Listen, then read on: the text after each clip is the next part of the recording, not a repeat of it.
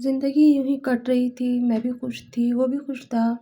मेरे हस्बैंड को इस चीज़ का कोई भी फ़र्क नहीं था कि हमारी ज़िंदगी कैसे कट रही है, क्या हो रहा है ज़िंदगी में, क्या नहीं। मेरी नंद को भी एहसास नहीं था कि घर में क्या चल रहा है, क्या नहीं। बस वो तो अपनी आज़ादी से, पैसों से उसे मतलब था।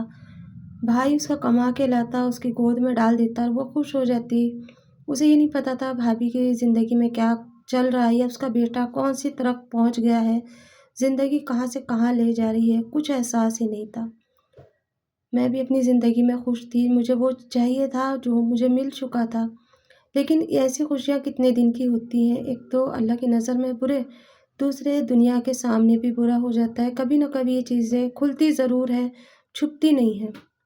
चाहे हम कितनी कोशिश कर लें, लेकिन ये सारी चीज़ें नहीं छुपती। बस एक बार ऐसे ही हुआ कि वो घर में नहीं थे, मेरे हस्बैंड और मेरी नंद भी नहीं थी। हम दोनों आपस में बातें कर रहे थे, कुछ इस तरह से बैठे थे, जैसे हस्बैंड-वाइफ बैठे रहते हैं और अचानक मेरी नंद आ गई और उसने हमें वो चीज़ें हरकतें करते हुए देख ली, जो कभी नहीं देखनी चाहिए थी और इस तरह से मेरा भेद उनके सामने खुल गया। उन्होंने पहले मुझे बहुत डाँटा, बहुत बोला, बहुत गालियाँ भी दी, मारा भी और कहा कि मैं अपने भाई से बता दूँगी। मैंने उनके पैर पकड़ लिए, उनके लड़के ने उनके पैर पकड़ लिए और कहा कि मामू को नहीं पता चलना चाहिए। मैंने कहा मेरे हस्बैंड को अगर पता चला तो मैं अपने आप को कुछ भी कर लूँगी, सारा इल्ज़ाम तुम सब पे आ जाएगा। लेकिन वो कहाँ सुनने वाली थी, वो कहने लगी कि नहीं मैं तो बताऊँगी। बस उनका कहने का तरीका जो ऐसा था, मुझे इतना डर लगा कि मेरे घर के अंदर थोड़ा-सा पेट्रोल रखा था, मैंने उन्हें डराने की कोशिश करी। मैंने जल्दी से उठ के जो पेट्रोल था वो अपने ऊपर छिड़क लिया, वो हल्का-हल्का सा ही गिरा क्योंकि ज़्यादा था नहीं और मैंने माचिस उठाई और कहा कि अगर तुमने अपने भाई से कहा तो मैं आग लगा लूँगी। वो कहने लगी कि जो तुम्हारा दिल करता है करो, लेकिन मैं भाई को ज़रूर बताऊँगी। और बस मैंने माचिस उठाई और जैसे ही मैंने तीली खींचनी चाही, मैंने सोचा सिर्फ़ ये डरेंगे, लेकिन उस तीली में से एकदम से चिंगारी निकली और मेरे कपड़ों ने पकड़ ली। मुझे आग लगने लगी पूरे बदन पे, मेरे आग थी, मेरे पैर जल गए, मेरे हाथ जल गए, ऊपर का हिस्सा मेरा बच गया, चेहरा मेरा बच गया, पर मेरे बाल सारे जल गए। जैसे-तैसे करके उन लोगों ने वो आग बुझाई और मैं तड़पने लगी। ऐसी तड़प ज़िंदगी में कभी नहीं थी। बस ये था कि ज़िंदगी तो बच गई थी, उसके बाद मैं कहाँ थी, कहाँ नहीं, कुछ पता नहीं, सिर्फ़ एक हाय-हुल्ला थी। शोर था, एक शोर बरपा था, पूरा मोहल्ला इकट्ठा हो गया और मुझे कंबल में लपेट करके डॉक्टर के यहाँ लेकर गए। डॉक्टर ने जब देखा तो मैं प्रेग्नेंट थी और इस हालत में थी। डॉक्टरों ने वहाँ पे केस बना दिया कि ससुराल वालों ने जलाने की कोशिश करी। जब मुझे होश आया तो पता चला कि सारे मेरे ससुराल वाले जेल में हैं। मेरे हस्बैंड भी, मेरी नंद भी और नंद का लड़का भी। मैंने उन लोगों से फिर कहा कि नहीं ये मैंने आग खुद लगाई थी, मेरे ससुराल वालों को बुलाओ। मेरे ससुराल वाले आए पर मायके में से कोई नहीं आया मुझे पूछने, ना देखने, ना पापा ने खैर खबर ली, ना ही घरवालों ने ली। किसी ने नहीं देखा पलट कर के मैं कहाँ हूँ, ज़िंदा हूँ या मर गई। मैं ना ज़िंदों में थी, ना मरों में थी, मेरे पैर पूरे जल चुके थे, हाथ जल चुके थे, पेट बच गया था और मेरे बाल पूरे भूर चुके थे, बेकार हो चुके थे, ऐसे थे जैसे कि बाल सर पे मानो है ही नहीं। बस मेरे हस्बैंड और मेरी नंद आई और मेरी नंद मुझे देखना नहीं चाहती थी। मेरे हस्बैंड को उसने सब बता दिया था। मेरे हस्बैंड भी मुझसे मिलना नहीं चाहते थे, लेकिन मैंने उन्हें जेल से निकलवा दिया था।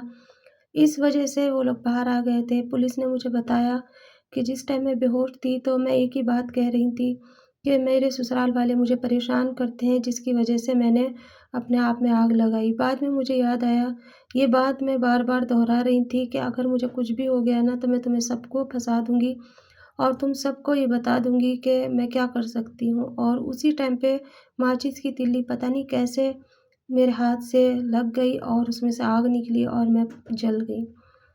इतनी सी गलती की इतनी बड़ी सज़ा मुझे ऊपर वाले ने दे दी थी, लेकिन मेरे हस्बैंड और मेरी नंद मुझे घर में रखने के लिए तैयार नहीं थी। पुलिस वालों के डर की वजह से वे लोगों ने मेरा थोड़ा ध्यान करा, क्योंकि हॉस्पिटल में तो वे लोग ही ध्यान करते थे हॉस्पिटल वाले, पट्टी बदलना, देखना। लेकिन जब मैंने पट्टी हटी, मैं अपने आप को नहीं देख पाई, मैं अपने आप को पहचान नहीं पाई कि मैं यही हूँ। रंग मेरा काला पड़ गया था, बाल मेरे सारे झुलस गए थे और बस ज़िंदगी ऐसी बोझ बन गई थी, हाथ-पैर तो देखे नहीं जाते थे। एक छोटी-सी भूल ने और एक गलती ने मुझे कितनी बड़ी सज़ा दी। ये तो ऊपर वाले की सज़ा थी, क्योंकि मैंने जो हरकत की थी वो अल्लाह के नज़दीक बहुत बुरी थी।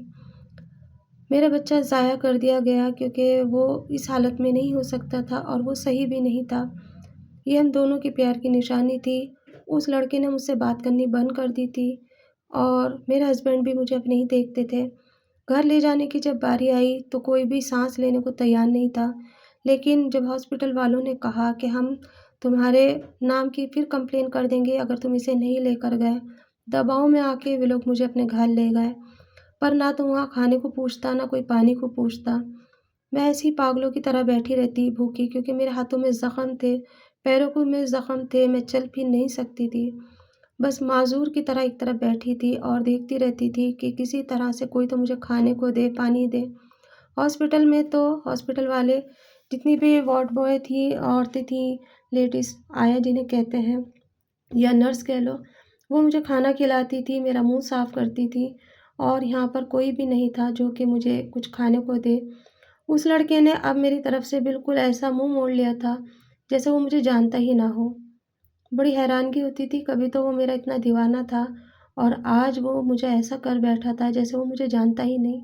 उसी की खातिर मैंने अपने बदन को आग लगाई, उसी की खातिर मैंने ये सब कुछ करा। उसका क्या बिगड़ा? उसका कुछ नहीं बिगड़ा, आज मैं मोहताज होके बैठ गई। खैर 3 महीने जैसे-तैसे करके मेरे वहाँ निकले। इस बीच में मेरे हस्बैंड ने मुझसे बात करनी बिल्कुल बंद कर दी थी और ये कह दिया था कि तुम्हें मैंने दिल से छोड़ दिया है। समझो कि मैंने तुम्हें खुलासा दे दिया। अब तुम जहाँ जा चाहो जा सकती हो, क्योंकि तुमने मेरे साथ बेवफ़ाई करी है। कसूर तो उनका भी उतना ही था जितना मेरा था। क्यों नहीं देखते थे मुझे? क्यों नहीं प्यार करते थे? हो सकता है उनके प्यार की वज़ह से मैं उनकी हो जाती, लेकिन उन्होंने भी पलट के मुझे नहीं देखा था। मेरी नंद मुझे एक आँख देखे नहीं भाती थी, बातें सुनाती थी और बार-बार ये एहसास दिलाती थी, मैं बहुत बदसूरत हो चुकी हूँ। मेरी हालत बहुत बेकार है, मैं अब किसी काम की नहीं रही। मेरा तो मर जाना ही बेहतर था। मैं मर जाती तो अच्छा रहता, लेकिन क्या करूँ, ज़िंदगी थी तो बच गई थी। माँ-बाप के यहाँ जा नहीं सकती थी, बाहर कोई ठिकाना नहीं था, पढ़ाई-लिखाई पास में नहीं थी, अब क्या करूँ? कहाँ जाऊँ? बस अब उनके घर का सहारा था। मैंने कई बार उनसे कहा कि एक भिखारिन समझ के मुझे रोटी दे दिया करो। ये सोच लिया करो कि तुम्हारे घर पे से एक खुराक खाना अल्लाह नाम का जा रहा है। तो कहने लगी तुम्हारे कपड़े कौन धोगा? तुम्हारी हालत ऐसे है कि तुम्हारा सारा काम हमें करना पड़ता है और तुमने मेरी बेटी की ज़िंदगी बर्बाद कर दी है। बेटे पे बिल्कुल भी फ़र्क नहीं था। वो वहाँ से दूर चला गया काम के लिए, मुझे उन लोगों के पास छोड़ गया, जो रात और दिन मुझे बातें सुनाते। मेरे हस्बैंड तो मेरी तरफ देखना भी पसंद नहीं करते थे और मेरी नंद जो थी वो खाना देना पसंद नहीं करती थी। कभी-कभी आस-पड़ोस वाले आके दे के चले जाते थे। उन्होंने सब जगह बता दिया था कि मैं ऐसी बदचलन हूँ, जिसकी की सज़ा उन्होंने अल्लाह ने मुझे दी है। आस-पड़ोस वाले भी यही सोचते थे कि ये लड़की इस काबिल नहीं है कि इसे खाना दिया जाए। फिर भी अल्लाह के वास्ते समझो या जैसे भी समझो उन्होंने मुझे दिया। कुछ दिनों के बाद उन्होंने चुपचाप से वो घर बेच दिया और मुझे धोखे से मेरी माँ के यहाँ भेज दिया और कहा कि हम ये ले जाएँगे। अम्मी के यहाँ जाने के बाद ना तो वहाँ पे कोई बात करता था, ना पापा बात करते थे, क्योंकि उन्होंने सारी बातें मेरे माँ-बाप को भी बता दी थी। कहीं न कहीं मैं उनकी नज़रों में भी गिर चुकी थी। जिसके हुस्न के चर्चे चारों तरफ थे, आज हर कोई तमाशा बन के मुझे देखने आता, ये जता के जाता कि मैं अब कैसी हो चुकी हूँ। शायद ऊपर वाले को मेरी कोई बात बुरी लगी थी, शायद ज़िंदगी ने मुझसे मुँह मोड़ लिया था, शायद मेरे कर्मों की सज़ा मुझे इसी दुनिया में मिल गई थी। बस उसके बाद में 2 महीने तक मैं अपनी अम्मी के यहाँ पड़ी रही और फिर 2 महीने के बाद मेरे हाथ-पैर सही हो गए। इतने तो हो गए थे कि मैं अपना कुछ न कुछ करके कर सकती थी। मैंने ससुराल जाने की कोशिश की तो वहाँ से साफ मना कर दिया गया और कह दिया कि तुम जानो तुम्हारा काम जाने, हम तुम्हें नहीं रख सकते। माँ-बाप ने भी मना कर दिया मुझे। बस फिर उसके बाद मैंने 1-2 घर में बात करके देखी। हालात मेरे ऐसे थे जिसकी वजह से मुझे काम मिल गया आराम से और बस मैं उनके घर का झाड़ू-पोछा, बर्तन करती। बाकी और कोई काम वो लोग मुझसे नहीं कराते थे, सिर्फ़ पानी का काम कराते थे। जैसे ही पानी का काम करती पूरे बदन में मिर्च सी लगने लगती थी, क्योंकि जलन वाले इंसान को पानी के दहशत सी हो जाती है और इस तरह से मेरी ज़िंदगी बस एक काम वाली की तरह गुज़र गई आज इस वाक़ये को हुए हुए 40 साल हो चुके हैं, पर आज भी मैं इस चीज़ को नहीं भूलती और वो वक़्त मुझे याद आता है तो मैं सोचती हूँ कि ऊपर वाला मुझे कैसे माफ़ करेगा, उसने तो दुनिया में ही